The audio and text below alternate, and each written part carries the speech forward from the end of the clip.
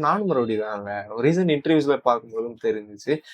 Nayanthara ma'am கூட travel பண்ணிட்டு ஆமா, இருக்கீங்க. ஆமா, ஆமா. சடனா படம் பார்க்கும்போது ஆமா. எனக்கு வந்து ஆக்சுவலி அந்த ஆப்பர்ச்சுனிட்டீஸ் கிடைச்சதுமே கூட ஒரு லக்கு தான் நான் சொல்வேன் நானு.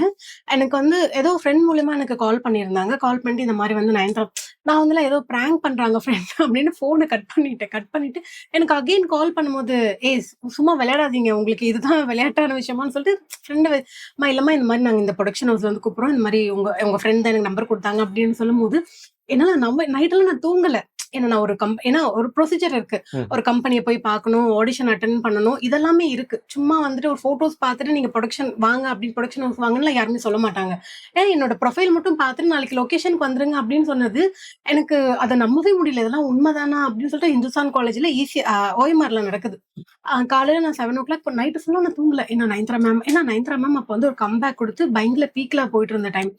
அவங்கள பார்க்க போறோம். அவங்களோட ஃப்ரெண்டு ஐயோ! அப்படின்னுட்டு அவங்கள நேரா அப்புறம் வந்து இன்ட்ரோ பண்றாங்க டைரக்டர். மேம் இவங்க தான் வந்து பண்ண போறாங்க அப்படின்னு.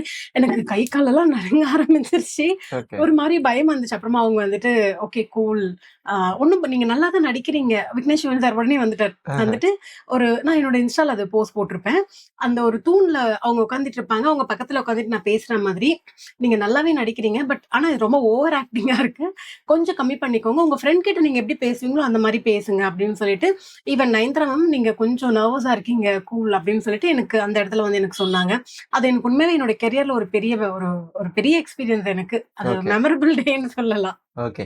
ஸ்கிரீன்ல எதிர்பார்த்துட்டு இருப்பீங்க நம்ம ஆமா. வருவோம். ஸ்க்ரீன்ல வந்துட்டு நான் ரொம்ப எக்ஸ்பெக்ட் பண்ணியிருந்தேன். ஆனா, அப்புறமா வந்துட்டு படம் ஆடியோ லான்ச் ஆகும்போது எனக்கு சொன்னாங்க, "இல்ல அந்த போர்ஷன்ஸ்லாம் கொஞ்சம் பெருசா இருந்ததுனால கட் பண்ணிட்டாங்க. ம். அவங்களோட கிளிப்பிங்ஸ் YouTubeல இருக்கு" அப்படின்னாங்க. சரி ஓகே. YouTubeல இருக்குதே நான் சந்தோஷப்பட்டுட்டேன். ஆனா எல்லாருமே பார்த்துட்டு சொன்னாங்க YouTubeல இருக்கு அப்படின்னு சொல்லிட்டு. ஆனா நான் இப்போ வரைக்கும் அத பார்க்கல. சரி ஓகே. அது ஒரு எக்ஸ்பீரியன்ஸா எடுத்துக்கிட்டேன் நான் அந்த இடத்துல. ஓகே. ஓகே இத விட ஒரு பெஸ்ட் ஒண்ணு இருக்கு அப்படின்னு சொல்லிட்டு. ஓகே. நல்ல ஒரு அனுபவம் தான் அதுவும் ஆமா. இருந்திருக்கும்னு நினைக்கிறேன். சீரியஸ்லி ஒருத்தவங்களோட பீக்ல இருக்கும்போது, அவங்களோட ஃப்ரெண்டா அவங்களோட டிராவல் பண்ணும்போது, அது ஒரு பெரிய எக்ஸ்பீரியன்ஸ் தானே அது. ஓகே.